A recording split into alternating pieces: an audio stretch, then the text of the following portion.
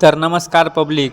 आज ना निखिल सदगीरच्या गावात उदयभाऊ सांगळे आले होते मित्रांनो. ते कशासाठी आले होते ते पण सांगतो, पण ते आज व्हिडिओ शॉर्टपर्यंत नक्की बघा. तर आज झालं असं मित्रांनो, निखिल सदगीर निघाला होता वैभव सोबत गाडीत बसून. आईला या गाई रस्त्यातच चाललंय. अरे वा, बाजूला जाऊ द्या आम्हाला. गाडी वगैरे खाली गेली तिथे एक नवीन मित्र भेटला होता मला.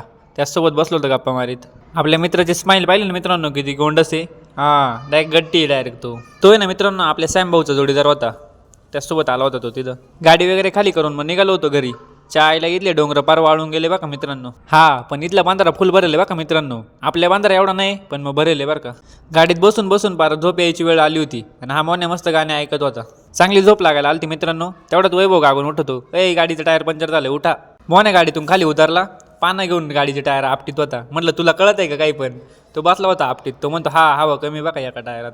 अय म्हणलं बरं झालं पंक्चर नाही, चला पटकन घरी. वैभव शेटला ना लय झालं वाटतं बघा मित्रांनो. आम्हाला रस्त्यावर उतरून दिला तो गेला पळून.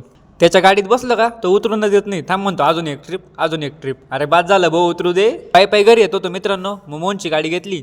तेवढ्यात रस्त्यावर गाड्यांचा ताफा किती मोठा लागेल होता मित्रांनो उदयभाऊ सांगळेचा. इथून तिथून गाड्याच लागेल होत्या नुसत्या. उदयभाऊचा आज ना आपल्या गावात मित्रांनो प्रचार दौरा होता, त्याच्यामुळे ते आले होते. सगळी गावातली मंडळी जमेल होती. मग आपले पण सगळे दलिंद्र मित्र बसलेत होते तिथं. आजच्यासाठी एवढंच मित्रांनो. चला भेटू पुढच्या व्हिडिओत लवकरच. तोपर्यंत लाईक करा, कमेंट करा, शेअर करा, मिस्टर निकला फॉलो करा आणि चला.